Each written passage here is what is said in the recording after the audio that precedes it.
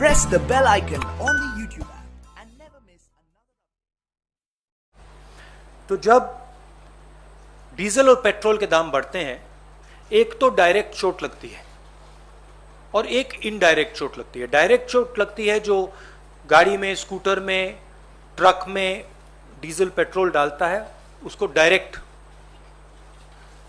जेब में चोट लगती है।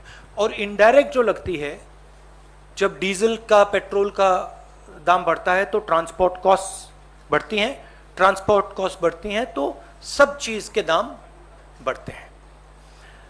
और पिछले 7 साल से हमने एक नया आर्थिक पैराडाइम देखा है। एक तरफ डीमोनेटाइजेशन, दूसरी तरफ मोनेटाइजेशन। ये एक तरफ डीमोनेटाइजेशन, दूसरी तरफ मोनेटाइजेशन। और फाइनेंस मिनिस्टर ने कहा, मोदी जी ने पहले कहा था मैं डिमोनेटाइजेशन कर रहा हूं, और फाइनेंस मिनिस्टर कहती रहती है मैं मोनेटाइजेशन कर रहा हूं। तो जनता ये पूछ रही है कि मोनेटाइजेशन किसका, डिमोनेटाइजेशन किसका? क्योंकि मोनेटाइजेशन हो रहा है तो किसी का तो हो रहा होगा, और डिमोनेटाइजेशन हो रहा है तो किसी का हो रहा होगा। तो मैंने ये आपके लिए, मोदी जी के लिए बहुत अच्छी तरह लिखा है। देखिए, डिमोनेटाइजेशन किसका हो रहा है? किसानों का हो रहा है, मजदूरों का हो रहा है, जो छोटे दुकानदार हैं, मिडिल साइज बिजनेस वाले हैं, स्मॉल बिजनेस वाले हैं, उनका हो रहा है, एमएसएमईज का हो रहा है, सैलरीड क्लास, सरकार के जो एम्प्लॉइज हैं उनका हो रहा है, और जो ईमानदार इंडस्ट्रियलिस्ट हैं उनका हो रहा है। अब मोनेटाइजेशन किसका हो रहा है? 4-5 नरेंद्र मोदी जी के जो मित्र हैं, उनको आप 4-5 कह दीजिए, उनको आप हम दो हमारे दो कह दीजिए, जो आप कहना चाहते हैं कह दीजिए। तो ये इकोनॉमिक ट्रांसफर हो रहा है। और बड़ी इंटरेस्टिंग बात निकली है, मैं सोच रहा था, मोदी जी कहते रहते हैं कि जीडीपी बढ़ रही है, फाइनेंस मिनिस्टर कहती है कि देखिए जीडीपी का प्रोजेक्शन ऊपर की ओर है। मैं समझ नहीं रहा हूं भाई, जीडीपी एक तरफ दौड़ रही है और फाइनेंस मिनिस्टर, प्रधानमंत्री कहते हैं जीडीपी बढ़ रही है। फिर बात मुझे समझ आई, जीडीपी का मतलब क्या? गैस, डीजल, पेट्रोल, इनका यह कंफ्यूजन है। और मैं अब आपको गैस, डीजल, पेट्रोल के दाम और जीडीपी किस प्रकार से बढ़ रही है वो तो आज थोड़ा डायरेक्ट बताना चाहता हूं। 2014 में नरेंद्र मोदी जी ने कहा था कि डीजल, पेट्रोल के दाम बढ़ते जा रहे हैं, याद है आपको? 2014 में 410 रुपीज सिलेंडर की प्राइस थी जब हमने, यूपीए ने ऑफिस छोड़ा। आज 885 रुपीज सिलेंडर की प्राइस है, 116% इंक्रीज। पेट्रोल की प्राइस 71.5 रुपीज 2014 में, आज 101 रुपया, 42% price increase. 57 rupees diesel, 88 rupees आज, 55%, 55% इंक्रीज। अब मजेदार बात यह है कि कोई ये आर्ग्यूमेंट कर सकता है कि देखिए ये तो इंटरनेशनल रेट बढ़ा है, इंटरनेशनल मार्केट पे डीजल, पेट्रोल का दाम बढ़ा होगा, इसलिए हिंदुस्तान की जनता को चोट लग रही है, इसलिए ये पूरा मोनेटाइजेशन, डिमोनेटाइजेशन का तमाशा चल रहा है। मगर अजीब सी बात यह है कि जब यूपीए की सरकार थी 2014 में, तो 105 रुपीज कच्चे तेल का दाम था, आज 71 रुपीज है, 32% ज्यादा था हमारे टाइम। गैस इंटरनेशनल प्राइस देख लीजिए, हमारे टाइम 880, आज 653, 26% कम। तो इंटरनेशनल मार्केट पे gas price, diesel price, petrol price, oil price गिर रहे हैं, और हिंदुस्तान में बढ़ते जा रहे हैं। दूसरी तरफ हमारे जो एसेट्स हैं उनको बेचा जा रहा है। 23 लाख करोड़ रुपए, 23 लाख करोड़ रुपए सरकार ने जीडीपी से कमाया है। जीडीपी वो ग्रोस डोमेस्टिक प्रोडक्ट नहीं, जीडीपी मतलब गैस, डीजल, पेट्रोल। मेरा सवाल है, ये 23 लाख करोड़ रुपए गए कहां? और जनता को यह पूछना चाहिए कि आपके जेब में से जो पैसा निकाला जा रहा है, छीना जा रहा है, ये कहां जा रहा है? जो हिंदुस्तान के एसेट्स हैं, हमारी कंपनीज हैं, उनको बेचा जा रहा है, डिमोनेटाइजेशन किया जा रहा है, नोटबंदी की जा रही है, जीएसटी आपसे पैसा छीना जा रहा है, किसानों के 3 कानून बने हैं, वहां से आपका पैसा छीना जा रहा है। तो ये जा कहां रहा है? आपके पास तो नहीं आ रहा, आपके जेब में तो नहीं जा रहा। तो हिंदुस्तान के युवाओं को, जनता को यह सवाल पूछना पड़ेगा कि ये जा कहां रहा है, किसको मिल रहा है ये सब पैसा?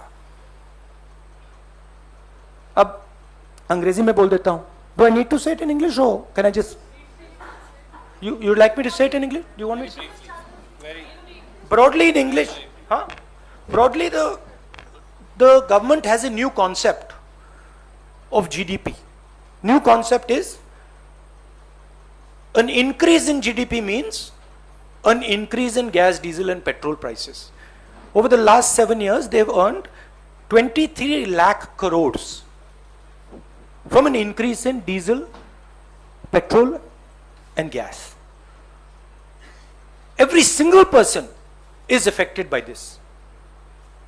There are two effects. There's a direct effect and an indirect effect. The direct effect is when people buy fuel for their scooters, their cars, diesel for their trucks.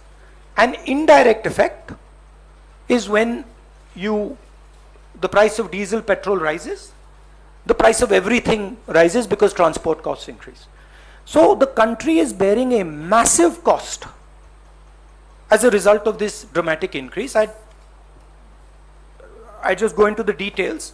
In 2004, when we left office, gas price was 410 rupees a cylinder. Today it is 2014. The gas price was 410 rupees a cylinder. Today it is 885 rupees. 116% increase. Petrol was 71. It's now 101. 42% increase.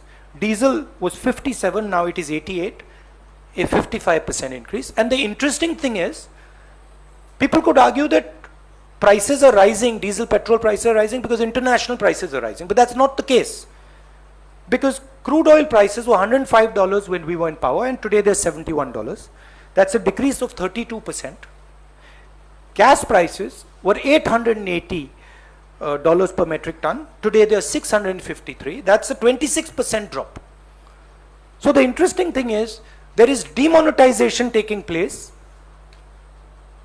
where the farmers, laborers, small traders, MSMEs, contract workers, salaried class, honest industrialists are being hit. And on the other side, there is dramatic monetization taking place where 3-5 big industrialists, friends of the Prime Minister, are being benefited. There is a transfer of wealth taking place from the poor, from the weak, to the Prime Minister's friends. This is what's going on. And this is what I wanted to raise today, and I wanted the young people of this country to think about this. This is about your future. You have to ask the question, who this money is going to.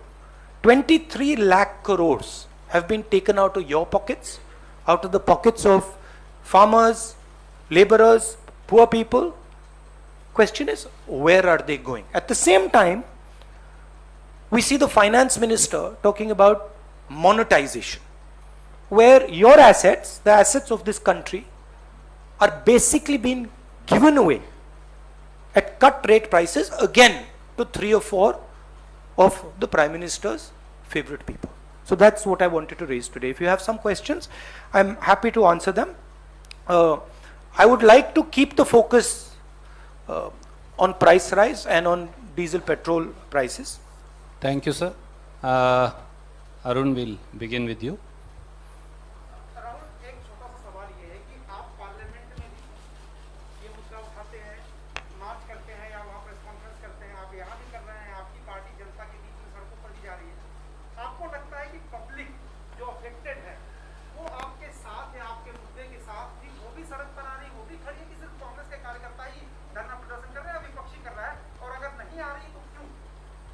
नहीं, देखिए गुस्सा develop हो रहा है, वो तो clear है।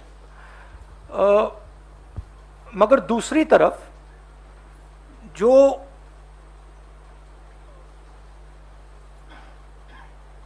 वो आवाज है उसको सिस्टमैटिकली दबाया भी जा रहा है।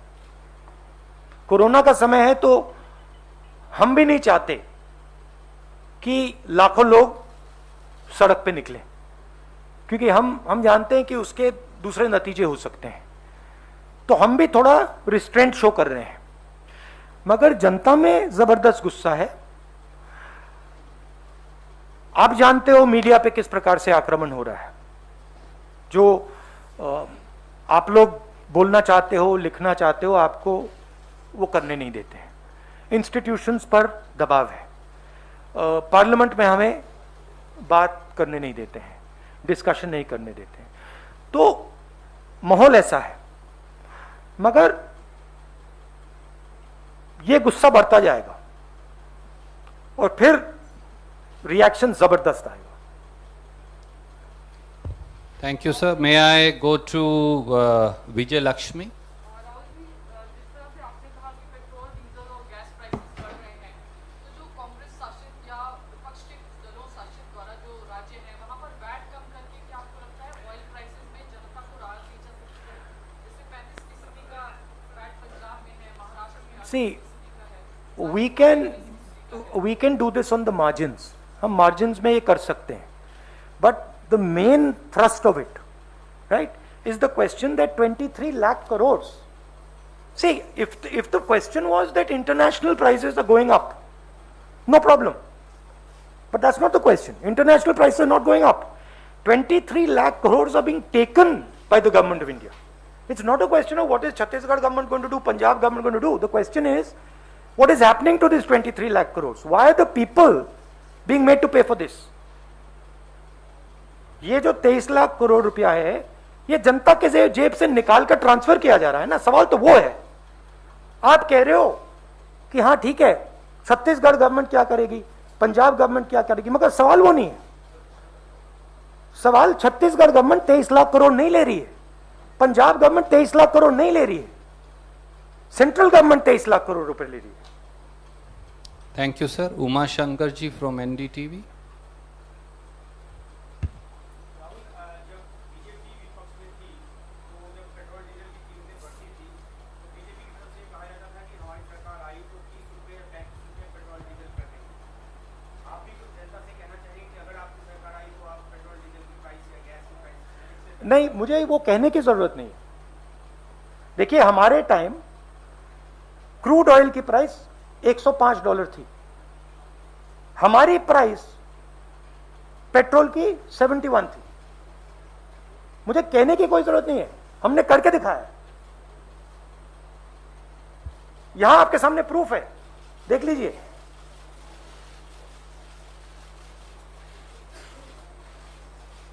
अच्छी तरह देख लीजिए। तो ये कहने की बात नहीं है, ये रिकॉर्ड है। जब ये 410 रुपए का था, नरेंद्र मोदी आगे पीछे जाते थे, कहते थे मैं इसको कम करूंगा, ये 885 हो गया है। जब ये 71 था, कहते थे मैं कम करूंगा, 101 हो गया। अरे हमारे टाइम तो 71 था। ये तो हमने करके दिखाया है। ठीक है, अगर इसकी प्राइस, अगर ऑयल की प्राइस आज 150 140 होती तो फिर वो दूसरा सवाल होता। वापस दर पे ले आए। अरे सवाल ये है कि इंटरनेशनल रेट कम हो रहा है और आप प्राइस बढ़ाते जा रहे हो। हमने $105 पे प्राइस को $71 पे मेंटेन किया था।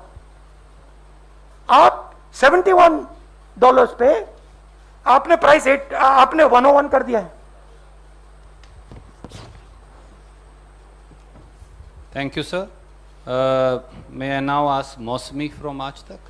राहुल, जीडीपी का जिक्र आपने किया तो जीडीपी फर्स्ट क्वार्टर के फिगर्स आए हैं, जीडीपी ग्रॉस डोमेस्टिक प्रोडक्ट जो है वो 20.1% सॉरी 21.1% है,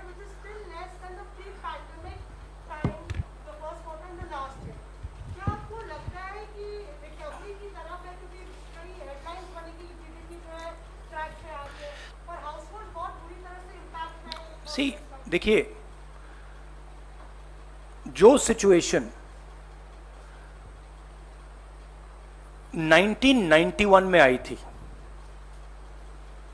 वो सिचुएशन आज आ रही है। ये बात समझिए, आज जो प्रॉब्लम है वो साइक्लिकल प्रॉब्लम नहीं है, वो स्ट्रक्चरल प्रॉब्लम है।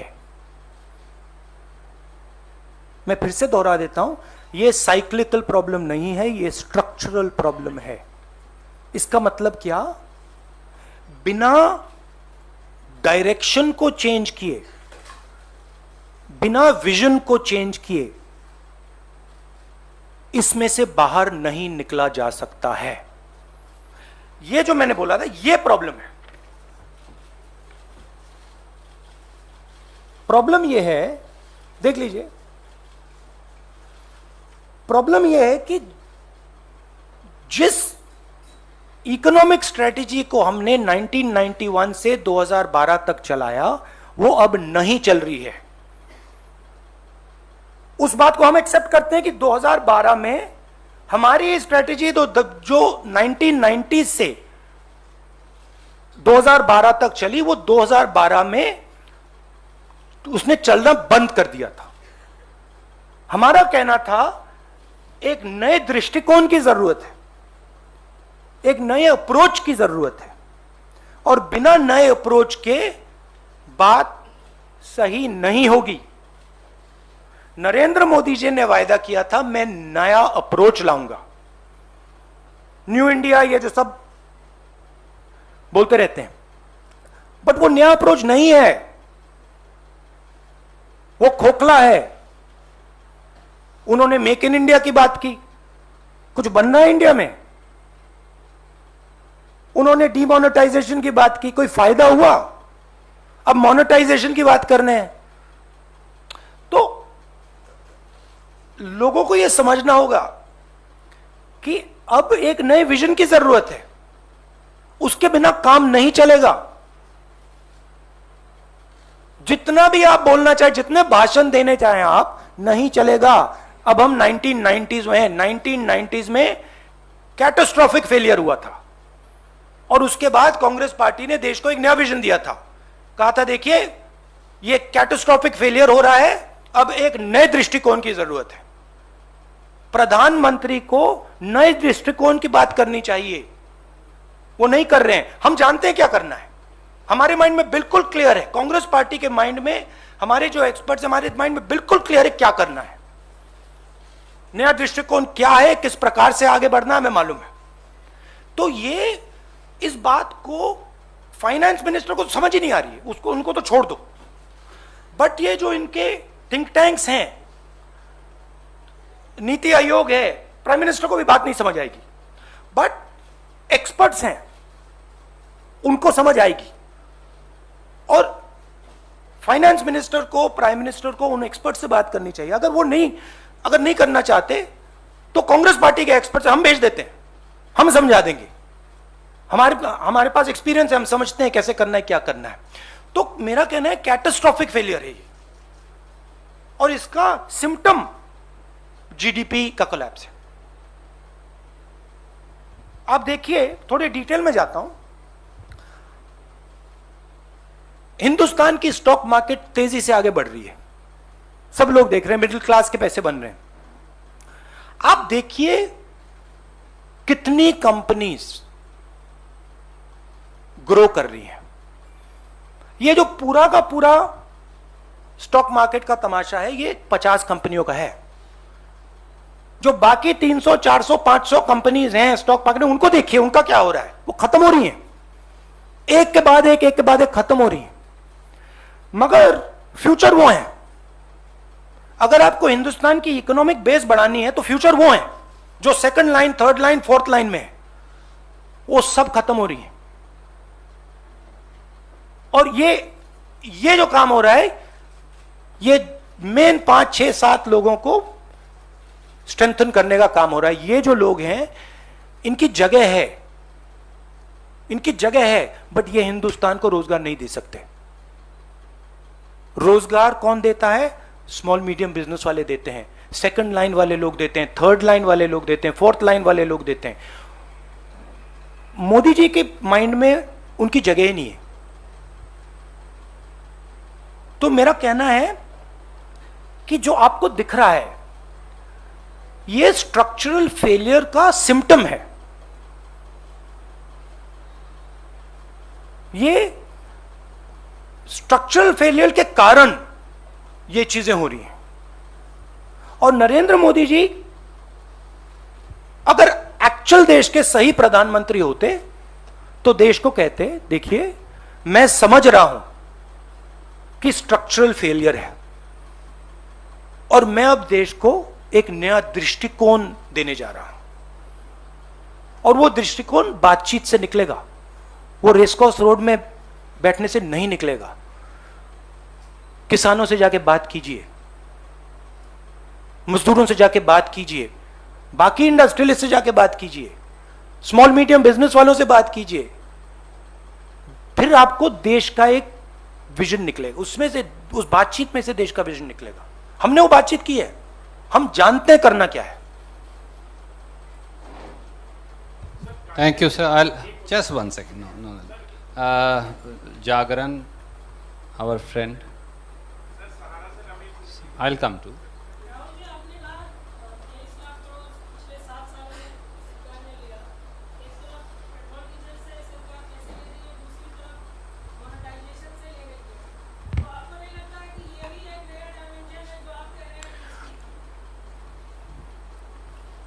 देखिए,